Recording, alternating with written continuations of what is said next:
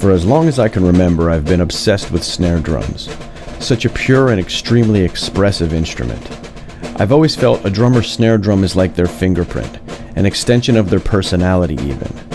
Covington-era Rogers snare drums have my entire heart, and I've been lucky enough to acquire quite a few gems in my time collecting. I'd like to show you some of those today and maybe share a little info about each drum. Snare drum mania. Rogers Snare Drum Mania. Snare drum mania. Snare drum mania. Snare drum. From about 1953 until the summer of 1968 is the Rogers Covington era, meaning drums were built in Covington, Ohio. More specifically, 4263 North State Route 48 in Covington, Ohio. This dark roof section is the original factory, and the light roof section was added a bit later. Built by the hands of the people of this small town, these drums carry a momentous history of quality and innovation.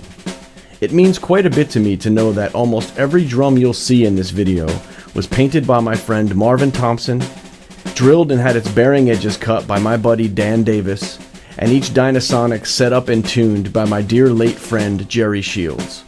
Not to mention assembled by the likes of Othie Shields, Frank Walters, and John Harmon, are one of the many other people who took so much pride in these world-class drums coming out of their own backyard.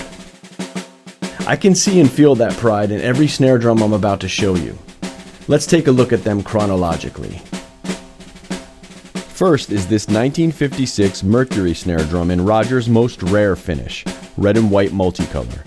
Covington painter Marvin Thompson has confirmed that not many of these were even made, and the color was discontinued by the 59R catalog.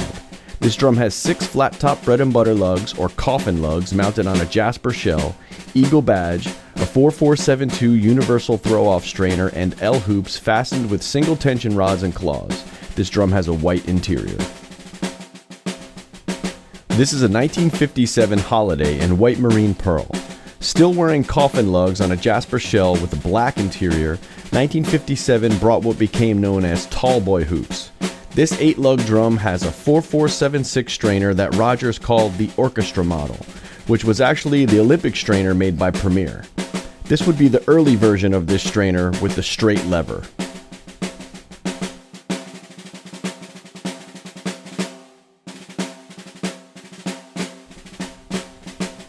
Here's a 1957 Newport field drum in mahogany finish with an eagle badge and universal throw-off.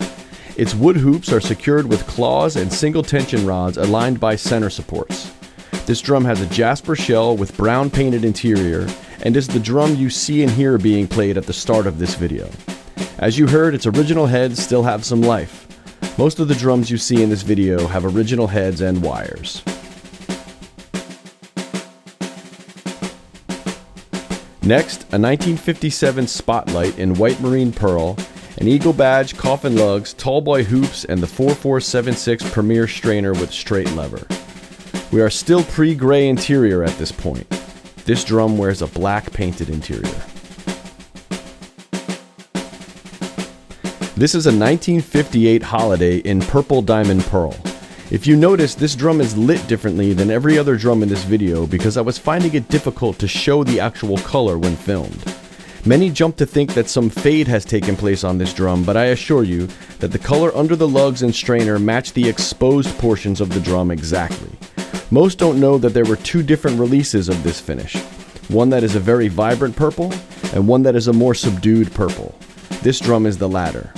Notice that by this time, coffin lugs had changed to ridged 4947 bread and butter lugs on this Jasper shell. The Premier strainer is still present as well. This drum is the first of today's examples with a gray interior.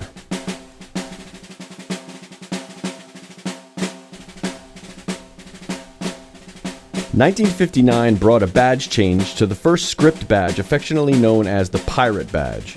This Holiday in sparkling blue pearl has the large, ridged 4947 bread and butter lugs and Premier strainer, also a collet plate for Swivomatic mounting. Of course, the gray interior remains on this Jasper shell as it will for the remainder of the drums in this video.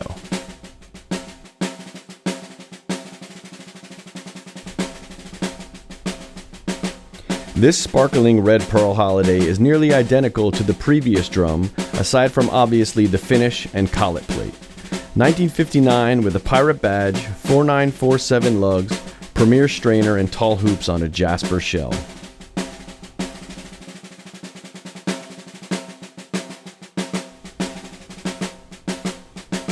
1960 once again brought a badge change to this second script badge, sometimes called the oversized script badge, because of the different sizes this badge was available in. This silver sparkle pearl holiday has a bit of an interesting story. I believe that it once belonged to Jim Chapin.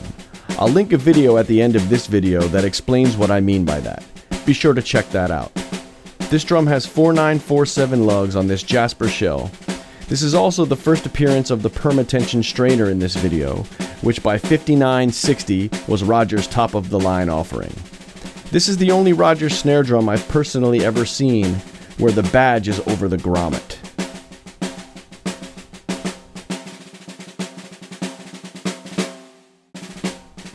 Another 1960 holiday with an oversized script badge, this time in sparkling red pearl. 4947 lugs and the newer version of the Premier strainer where the lever is bent instead of straight that started surfacing around this time. This was cataloged as the compact throw-off strainer.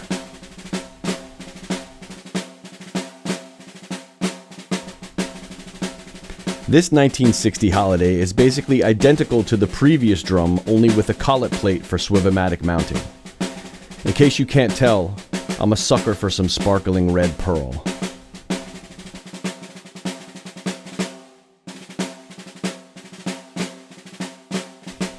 This holiday that dates to 1960 is an interesting drum.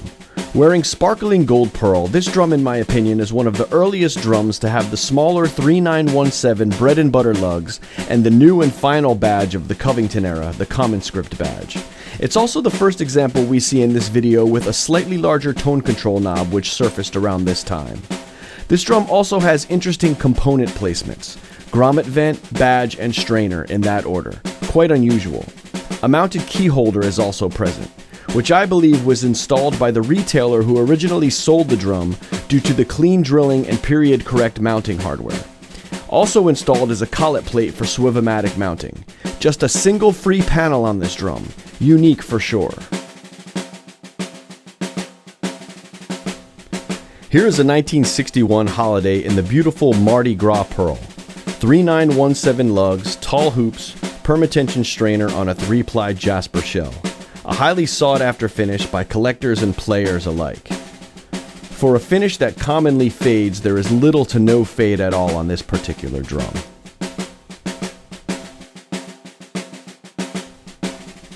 "1961 was the release year of the famed Dyna-Sonic snare drum. This chrome over brass version is built out on a Gretsch shell.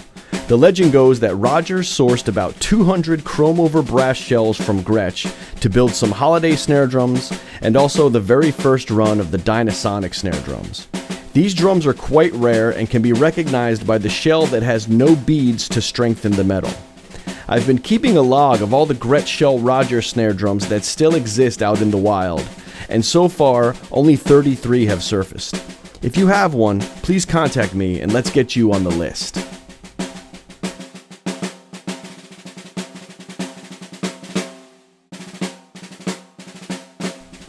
1961 also brought the Tower to the Rogers snare drum roster.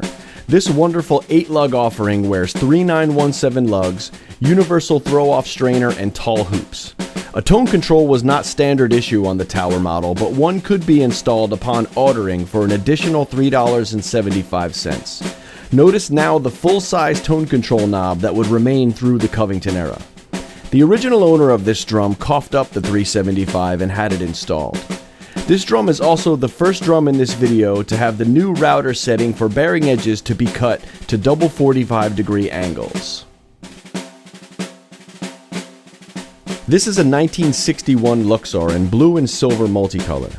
In an interview with Marvin Thompson, who was the painter in Covington, he told me about the process of painting these drums and how the silver and gold paint started in a powder form which he would add thinner to, then some lacquer which would turn it into paint. He would then spray the shells while spinning on a turntable. Marvin talks about a lot of these processes in a video that I'll link at the end of this video as well.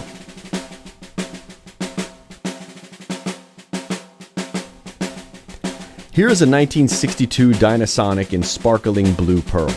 This beauty even still has the factory elastics to control the movement of the disengaged frame. Its 3917 lugs and tallboy hoops like the crown of a king are just icing on the cake. This is also the drum you hear playing in the background of this video.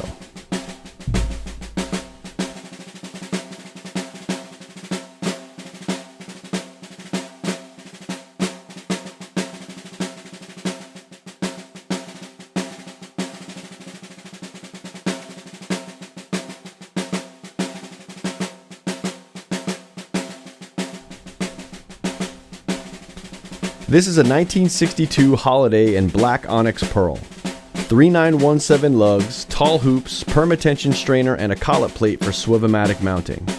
Still with a 3-ply jasper shell like every wood drum before it and after it until the very last drum in this video. I acquired this drum pretty recently from its original owner. Next is a 1962 Luxor in wine red ripple pearl. This drum is actually new old stock, but in the true sense of the term, not the eBay version. This drum sat unsold in a music store until the store closed down and had the remaining merchandise auctioned off, where the person who I bought it from was the high bidder. Not a single stick mark on the original oval stamp heads. A true time capsule gem. This is a 1963 Luxor in sparkling blue pearl. This is the last drum of the lot to have tallboy hoops and 3917 lugs. Nice example of a stay-tight strainer here.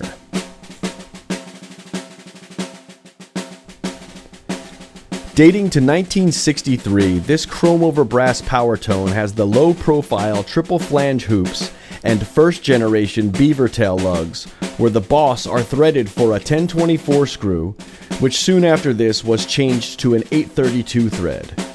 A nice example of a clear logo perma-tension strainer on this drum, which was changed from the black background logo that happened around this time.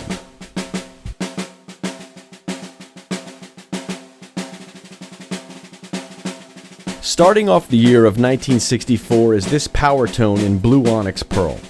Of course, with beaver tail lugs and perma-tension strainer, this drum also has the gloss gray interiors that are common on Powertone snare drums, and also very late Holiday snare drums. The black onyx Holiday you saw earlier is the only Holiday I own with the gloss gray interior. It is also the only Holiday I own with the sharp 45-degree bearing edges. You can see how the Holiday was transitioning into a Powertone. I'll link a video at the end that explains a bit of that transition. This 1964 Tower Snare in white marine pearl is a drum close to my heart. This drum is on more recordings that I've done in the last few years than any snare drum I own. It has a real presence about it. Notice the absence of a tone control as was standard for the Tower model, as was the stay-tight strainer you see here.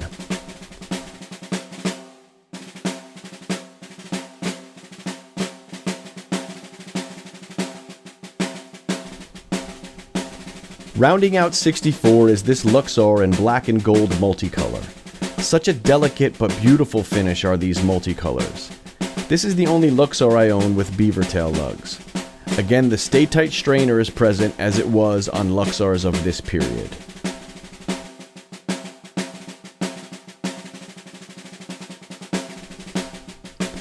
Here is a 1965 chrome over brass Dyna-Sonic.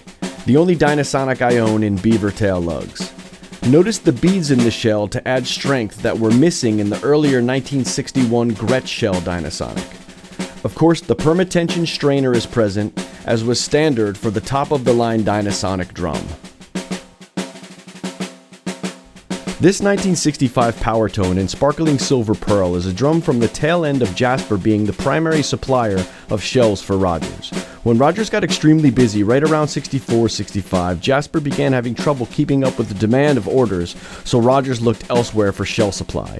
To me, this drum marks the end of the beautiful 3-ply Jasper shell. And last but certainly not least is this 1966 Powertone in sparkling red pearl. This is the only Rogers snare drum I own with a Keller shell. Keller supplied 5-ply shells to Rogers, this being one of them. This is also the only snare drum I own with the later designed flat-sided permatension strainer. Of course, it has the standard gloss gray interior and Powertone style snare beds. Check out the video in the upcoming link for more on that topic. So thanks for watching. I hope you enjoyed checking out some drums. I'm going to link the video to the Jim Chapin drum right here, as well as the Marvin Thompson interview that I mentioned over here, and probably some other Rogers related videos as well. Check out the channel. Always lots of Rogers content. Until next time, be well. In Covington, Ohio. This dark roof section is the original factory.